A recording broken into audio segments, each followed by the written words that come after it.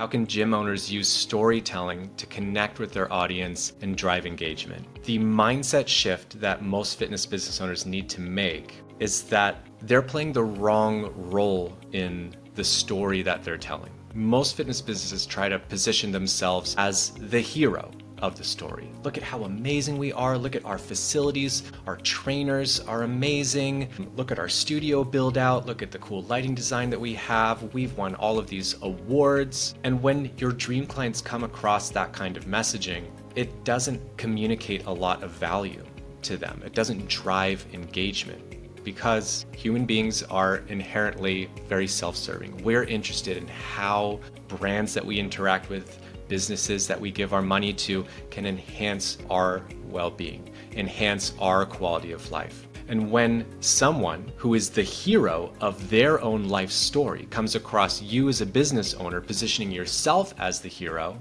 they become an observer. They're like, good for you, that's amazing. And it doesn't translate into action. So you need to, as a business owner, shift the role that you play in the story that you're trying to tell. Recognizing that your dream client is the hero of the story, they are the hero of their life story, you need to play a different role.